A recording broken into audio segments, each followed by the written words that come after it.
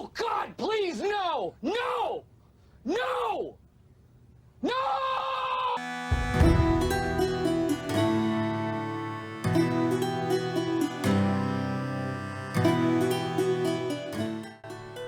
G'day, I'm Wig, and I've been breaking my neck for a year putting together an open-world sandbox pirate game named Seas of Strife.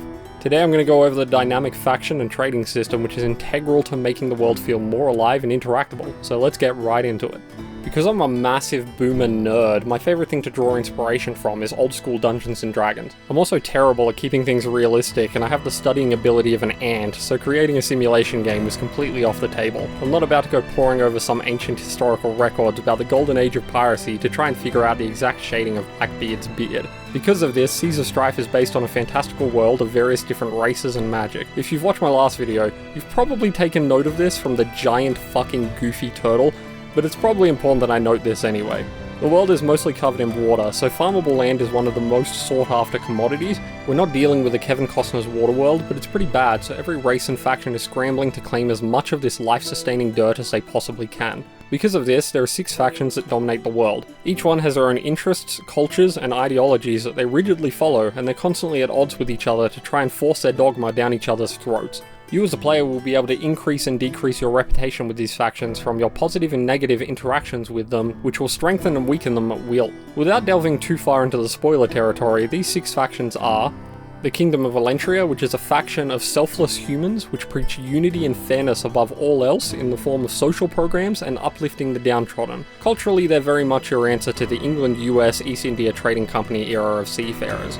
The Imperium of Maturdo, a faction of Rome-inspired conquerors, they revere strength above all else in any form, not just martial prowess. They're a collection of unified barbarian tribes and snooty aristocrats. Gulgrung, the first fantasy race, a collection of isolatory dwarves that just want to be left alone. Distrusting of outsiders, most of their laws revolve around the rights of individual dwarves and keeping travellers as far away from them as possible. They have absolutely absurd technology that you'll be able to put on your ships. The 3-power cohort, xenophilic elves that venerate the 3 elements of earth, wind and fire, which they view as endangered species. Travellers at heart, they're explorers, adventurers and diplomats.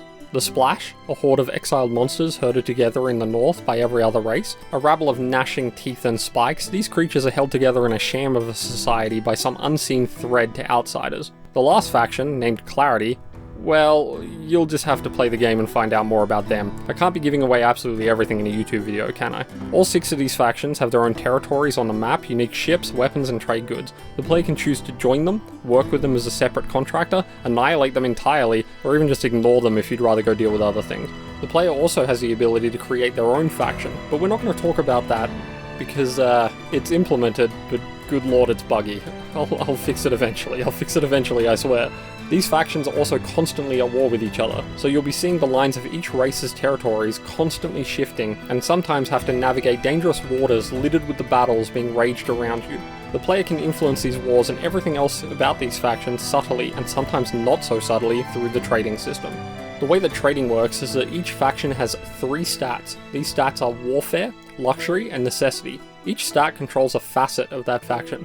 Warfare controls the strength of invading fleets, the amount of ships that a faction can field, and their overall presence in the open water. Luxury controls the price and the amount of goods at their city markets, and the repair cost of their ships at the shipwright. The faction's overall wealth is also determined by the stat, so it attracts pirates into their territory.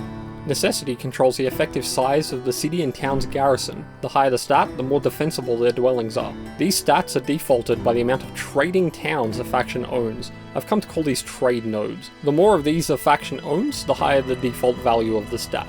The player and various events in the world would temporarily apply buffs and debuffs to the default stat, lowering and increasing it depending on the actions taken. The most obvious example of how a player can affect these stats is by attacking a trade ship. This will apply a debuff to the faction as you've just disrupted their trade. The debuff will decrease slowly over time, so stacking them up can absolutely supercharge or cripple a faction's ability to function. The only way to permanently decrease a faction's overall default stat is to capture one of their trade nodes, but more on that later when the on-land combat is far less boring. Another interesting way to increase the faction stat is by trading, which is a perfectly viable way to play the entire game if you're so inclined. Trading is super simple. Head to a trade port, buy some exotic goods supplied there, and then travel as far as you can with it to the furthest city away to cut a tidy profit. This is an incredibly good way of making an incredibly large amount of wealth very quickly, but be warned, carrying trade goods will make you a really nice target for some of the more dangerous elements on the ocean. The game will also be populated by a bunch of minor factions that don't own land that will have their own lore and goals, but we're not going to delve too far into them because they're both spoilery and I haven't implemented them yet.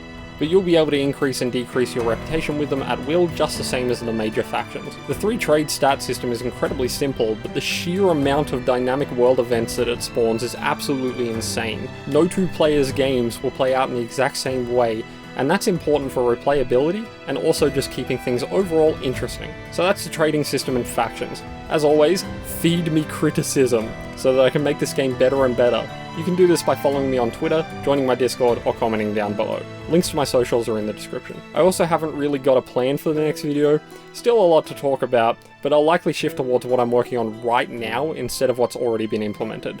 Be sure to watch my other devlogs in this series if you enjoyed this one.